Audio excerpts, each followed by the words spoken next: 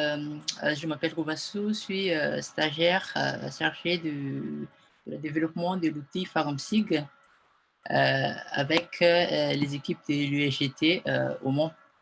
Donc, FarmSig, c'est un outil de système d'information géographique en ligne, on dit aussi web mapping, qui consiste dans le cadre de projet Farmen. En fait, c'est un outil dédié à l'analyse et à la visualisation de l'évolution de l'espace agricole en lien avec les politiques publiques environnementales. Donc, cet outil, c'est pour quel usage? En fait, l'outil, en premier, c'est pour analyser les effets des politiques publiques environnementales sur le système agricole de fond de vallée du bassin de Maine et aussi de valoriser les connaissances produites. C'est les analyses que nous avons faites sur les liens entre les systèmes agricoles dans le bassin de Maine et la politique publique environnementale. Dans cet outil, je vais vous présenter les territoires d'études. Les territoires d'études, c'est dans le bassin de Maine avec les 4 sites, le AA, aire de captage de Cherché, Alpes-Marcel, le Valais du Loire et bassin Valais-Angevine. Il y a 2 types de données qui est principalement utilisées dans cet outil. Donc, c'est les données RPG, registre parcellaire graphique de 2009, 2015, 2018 de niveau 2. En fait, dans l'RPG, il y a différents niveaux. Le niveau 1 qui est anonyme, qui est disponible pour tous les publics. Le niveau 2 qui est non anonyme, mais n'est pas disponible pour les publics, mais seulement pour les chercheurs, pour les collectivités, les États. Et le 2++, c'est niveau qui est le niveau 2, mais il y a des informations personnelles pour les exploitants. Les deuxièmes données que nous avons utilisées, c'est le mesure agro-environnementale de 2015-2018. Donc, l'idée, c'est de savoir si une exploitation bénéficiant de mesures agro-environnementales ont des structures ou des modalités d'organisation différentes des autres. Donc, pour ce faire, en fait, nous avons créé à partir des données RPG, donc nous avons créé des indicateurs. Donc, les structures, c'est l'indicateur de morcellement et l'indicateur de dispersion. L'indicateur de morcellement, c'est les décrets de découpage d'une parcelle en îlots. Et décret de dispersion, c'est l'éloignement des îlots ou éparpillement des îlots d'une exploitation. Donc, je vais vous expliquer, je vais vous montrer dans l'application directement les résultats et les formes de l'application. Donc, l'application est disponible dans le site de Farmen. Donc, il y a l'onglet FarmSig. Et vous pouvez, il y a une version bêta. Donc, voilà, c'est à quoi ressemble l'application. Il y a ici, à gauche, nous avons tout ce qui est gestionnaire de couches. Donc, il y a le périmètre, il y a le morcellement, l'indice que nous vient de parler tout à l'heure.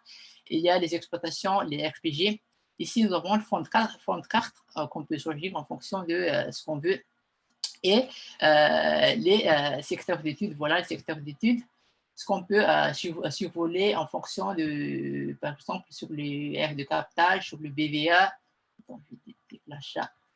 Et en même temps, nous avons des informations, par exemple, si je clique sur BVA, donc nous avons de résumer des informations ici, tout ce qui est combien de pourcentage des MAE, combien d'exploitations, de cultures, combien de surface des exploitations.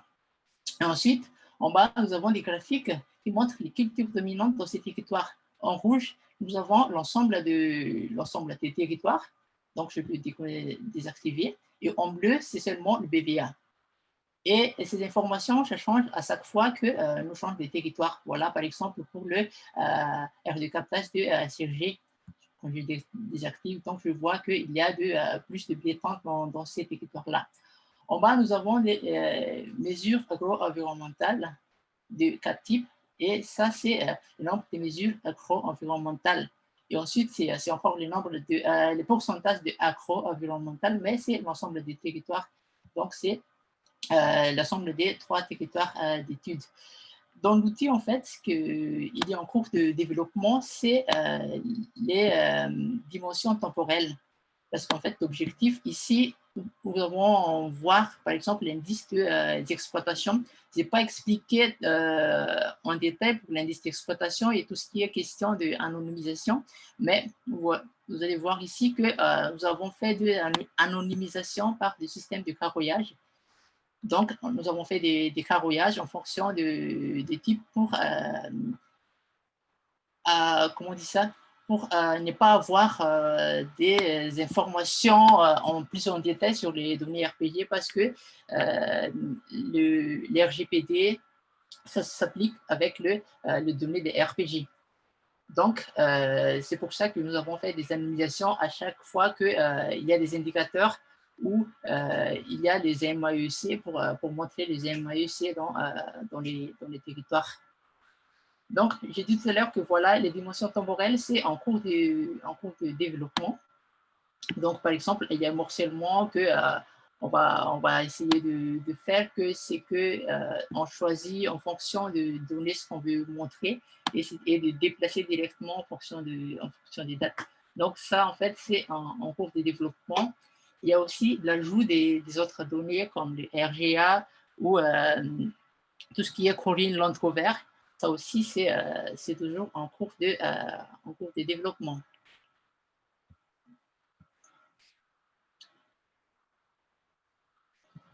Donc, voilà, donc, je reviens sur le diapo.